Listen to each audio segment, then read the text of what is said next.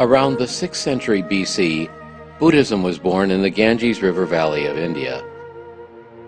Over the next 2,500 years, every generation of Buddhists has inherited and shared Buddhism to help the religion eventually spread across the entire world. In the 3rd century BC, Buddhism was introduced into Sri Lanka, then on to Thailand, Myanmar, Cambodia, Laos, and Xishuangbanna in China's Yunnan province. Thus was the basis of Pali language Buddhism. By the 1st century AD, Buddhism arrived into central China, and subsequently on to Korea, Japan, Vietnam, and beyond. Thus, Chinese language Buddhism emerged. In the 7th century AD, Buddhism came to the Tibetan region of China, and on to Mongolia, Russian Siberia, and beyond. Here, Tibetan language Buddhism took its form. In the 19th century AD, Buddhism arrived in Europe, North America, and Oceania. In the 20th century AD, Buddhism reached Africa and South America. Today, people of different races, languages, cultures, and nations can all share the glorious illumination and wisdom of Buddha's teachings. Throughout every great development in human history, all progress is inextricably linked to the profound adaptation among civilizations of different regions. Vital to this process is the mutual translation of their cultural classics. China has been the second native land of Buddhism. One could regard the whole history of Chinese Buddhism as the translation history of Buddhist classics. In 64 AD, Emperor Ming of the Eastern Han Dynasty dreamt of a golden man at night, which presaged the arrival of the Indian monks, Kashapa, Matanga, and Dharma Ratna 3 years later. Along with their white horses bearing sutras, they came to China to preach Buddha's teachings and translated the Sutra of 42 sections. This marks the beginning of Buddhism's spread in China. Later, An Shiku, Xishuan, Dharma Raksha, and Kumarachiva, the translator monks of India and Central Asia, braved great danger and hardship to travel to the distant Han region, which contributed greatly in establishing strong roots of Buddhism in China. They were not only translators of sutras, but also mentors for transmitting the Buddha Dharma. Great Master Kumarajiva, the most eminent translator in Buddhism before the Tang Dynasty, oversaw the facility for sutra translation with hundreds of translators so grandly. Before moving on to Nirvana, the Master vowed to prove the perfection of his sutra translations, that the back of his tongue would remain intact during his cremation. So thus, during the Master's cremation, the base of his tongue survived the flames perfectly to become a story for all ages. In the expanding influence of Buddhism, more and more Buddhist monks in central China generated a great craving for Buddha Dharma. Forebears such as Zhu Shixing from the Three Kingdoms period and Great Master Xuanzang and Tripitaka Master Yi Jing of the Tang Dynasty had crossed deserts and mountains without wavering at distance and danger for the pursuit of Buddha Dharma. This came to change the dominance of foreign translators in Buddhist translation history. By their complete devotion, they composed the songs of sincere praises. In the history of Chinese Buddhism and culture, Great Master Xuanzang, having a multitude of works to his credit, earned repute as one of our greatest sutra translators. With firm faith and strong perseverance, he traveled alone for 17 years. After a journey of more than 15,000 miles, passing through 110 nations, he returned to China with 657 records of Buddhist sutras. In the following 19 years, he translated both Mahayana and Hinayana sutras, totaling 1,335 volumes comprising 75 works. It was an unprecedented height in sutra translation. That ushered in a new era for Buddhist translations in China.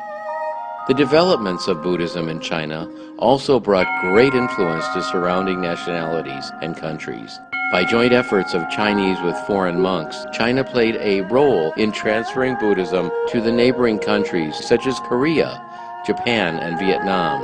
Of all the Chinese masters spreading the Dharma to other countries, Great Master John Zhen had the most far-reaching impact. Over 12 years' time, from 742 to 753 AD, Master John Zhen, leading his disciples, crossed the ocean in vain 5 times, trying to enter Japan. Yet after countless hardships, including falling blind, on the 6th attempt they finally succeeded in entering Japan. They brought advanced Chinese Buddhism, architecture, literature, medicine, and art to Japan. In honor of this event, to the history of Sino-Japanese interchanges through Buddhism, an immortalizing monument has been erected. After Great Master John Zhen's efforts, Japan's great masters Sai Chu and Ku Kai traveled with government envoys to China and brought back a substantial amount of Buddhist scriptures, which greatly stimulated the spread of Buddhism in Japan. Before the Huichang calamity in the Tang Dynasty, numerous Buddhist scriptures were transferred, foreshadowing their return in years to come. In the 7th century, Buddhism was introduced to Tibet of China, gradually promoting the progress and development of the Tibetan people greatly. Translation of Buddhist scriptures into the Tibetan language lasted from the 7th century until the 13th century.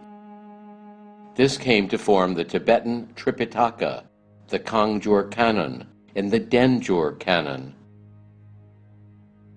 During the Northern Song Dynasty, translation of Buddhist scriptures among Han people witnessed a brief period of flourishing. Meanwhile, translation from Sanskrit into Tibetan, from Tibetan into Mongolian, and into Manchu Tripitaka was at its peak. Theravada Buddhism was introduced into Xishuangbanna during the 12th century. Over the following centuries, transliterated Pali versions of Tripitaka into the Dai language were gradually completed. During the last years of the Qing dynasty, China was plagued by domestic disturbance and foreign aggression. Large amounts of Buddhist scriptures were destroyed in war, and translation of Buddhist scriptures came to a halt. In 1866, the lay Buddhist Yang Wenhui founded Jinling Scriptural Press, retrieving from Japan, Korea, and elsewhere the lost Buddhist works of the Sui and Tang dynasties. He laid the foundation for Buddhism's revival in modern China. In the early 20th century, as an outstanding representative for the revival of Buddhism in China, Great Master Taishu also brought Chinese Buddhism to the world. The master traveled through countries in Europe and America in an attempt to build an international Buddhist institute, calling for the establishment of Buddhist translation institutes for Chinese English, Chinese Japanese, Chinese Tibetan, and Pali languages, and cultivating sutra translation talent wholeheartedly. The effort of Great Master Taishu promoted the globalization of Chinese Buddhism. Today, the exchange between Eastern and Western civilizations is unprecedented. How will the ancient wisdom in Buddhism be made known and shared with broader masses? Today, numerous great masters are striving tirelessly towards this aim. Member of the Standing Committee of the CPPCC and Vice President of the Buddhist Association of China, Venerable Master Shui Chung is one of these representatives. Under the vigorous support of Venerable Master Shui Chung, Beijing Longchuan Monastery, since its reinstatement as a religious site in 2005, has been exploring how Buddhism should integrate itself with the society and the world. Led by the Master, both Chinese and foreign volunteers make concerted efforts in Buddhist translation. In 2008, the English version of the Voice of Longchuan website was launched. In 2011, the 8-language microblog was launched in Chinese, English, French, German, Russian, Japanese, Korean, and Spanish, as well as the full new Japanese version of Voice of Longchuan, and Longchuan Monastery's Translation Center was formally established. In 2012, the English edition of Venerable Master Shui Chung's collection of Dharma talks, Understanding Life, was published, After that, the 8-language monks microblog, Beijing Longchuan Monastery, 365 Days, the English and then Vietnamese versions of stories of Venerable Master Shui Chung, and the Japanese and Korean versions of Understanding Life were published in succession.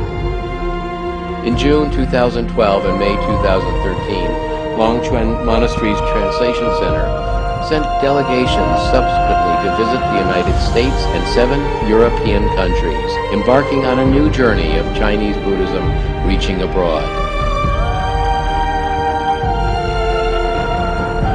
For Chinese Buddhism to benefit the world, the responsibility is heavy and the road long. For Chinese culture to illuminate the universe, the cause is sacred and solemn. The mission of our time calls for our brave undertaking.